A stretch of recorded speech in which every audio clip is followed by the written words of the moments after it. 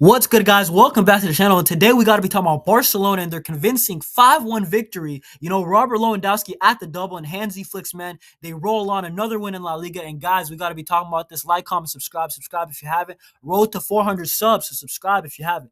And let's get into it. So the first thing I want to say is, guys, we really won 5-1 away from home. I do not know how, but guys, 5 goals in any game is amazing. Away from home is even better. And against a team like Villarreal, even better. Because, guys, they're well coached. Marcelino, they're no joke. I think Villarreal, they're going to finish fourth this season in La Liga. And Hansi Flick, he just did the job. His game plan, ultimately, I thought it was a little bit shady, but it worked ultimately. And, guys, the next thing I want to talk about, this lineup, especially when the lineup came in, I thought it was questionable. Look at the amount of rotation, We're seeing Pablo Torre get his first start under Hansi Flick. Not only that, Eric Garcia, another start after his red card. Not really his fault, the red card, but another start. So Hansi Flick did trust him.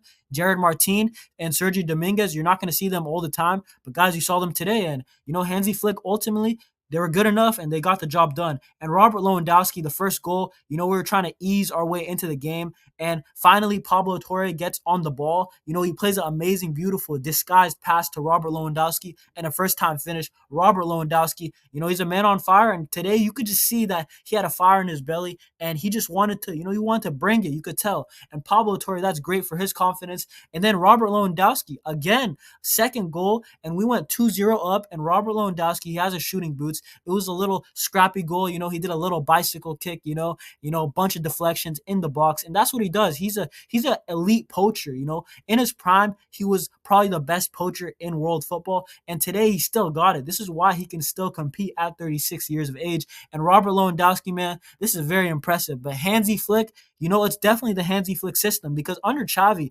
last year, we didn't see Robert Lewandowski this sharp.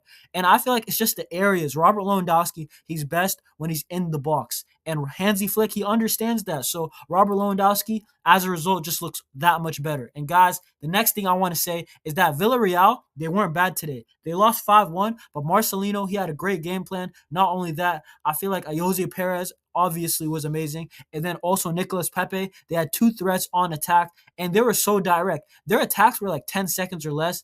And, guys, that was a great threat to our high line. And I felt like that we shouldn't have played the high line today as high as we did. But Hansi Flick, he stayed determined and ultimately paid off. But, guys, unfortunately, Ter Stegen, we go – Jose Perez, he scores a goal. Ter Stegen, not much longer. He gets injured. And apparently, according to reports, guys, he's going to be out for 8 months, and that would be a season-ending injury. That's horrible, and who knows? That just might be Ter Stegen's last game as a Barcelona starter. Who knows? And Inaki Peña, he came in. And, guys, that's why I felt like Pablo Torre's goal, even I don't care if it was deflected, Pablo Torre's goal was so important. I feel like it was the separator between the two teams, and that gave the team a bunch of confidence. We got into halftime 2-1 up, and Pablo Torre making it 3-1. That was huge. I feel like that was a momentum shifter. And, we have so many problems, so many injuries, the financial issues. Araujo's still out. I feel like that's a huge loss. Frankie de Jong, he's still not here. Robert Lewandowski, who was questionable last year. And Laporta, not enough signings. But Hansi Flick, he's getting the job done. And ultimately, we have a great coach on our hands, guys, and hopefully we can win some stuff, because Hansi Flick, man, he has a bona fide system. And not only that, Hansi Flick, he's getting the best out of all our players. Look at Raphinha, for example. Look at Pau Cabarsi. Look at everybody, man. Look at Robert Lewandowski. Not only that, look at Pedri. Not today. Pedri, I don't think he had a great game today. And, hey, Hansi Flick, man, he's just doing his thing, man. But look at Raphinha, man. He put on the captain armband, and, man, what a performance in the second half by Raphinha. In the first half, he was active, but not much still. Not effective, not getting into good positions. And then in the second half, he gets a goal. I think he gets the pass from Pau Victor, and he smacks it, and it just finds the back of the net. It doesn't matter how it looks if it goes in. And, guys, the second goal was so beautiful on the half volley. But, guys, I can't say anything else but Lamine Yamal. This is not the system. This is pure excellence. Lamine Yamal, Trivella pass outside of the boot. You know how long the distance it went the ball? And I can't believe it. Raphinha, he gets on the end of it. And Lamine Yamal, he is the true star boy. This guy is a difference maker. He's a playmaker. And, guys, that is, he just showed us something that we didn't know he had in his locker. He has the Trivella pass as well. And, man, that was awesome to watch.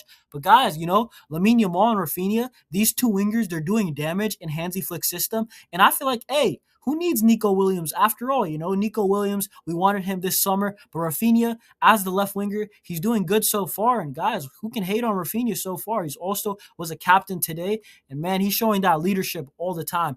And Lamine Yamal, I want to talk about this because today I feel like he had a good performance, but it wasn't too crazy. He had a highlight eventually, but the thing is, I feel like this is Lamine Yamal's base level when he gives you like a 6.5, 7 out of 10, and that's very good, for the balance of the team. Not only that, to have consistency, it's going to be good for, league campaigns especially.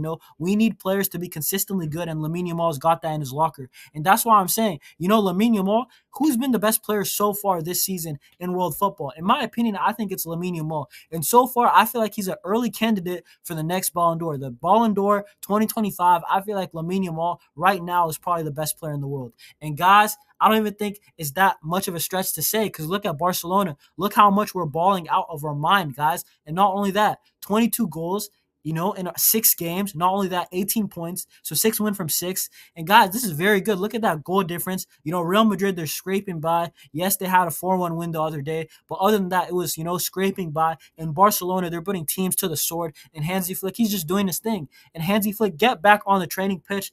Make these players, understand that high line, how to play that, because we did concede a goal ultimately from it. But guys, we played well. We couldn't play that much better. 5-1 away from home. Of course, I'm going to take it 10 times out of 10.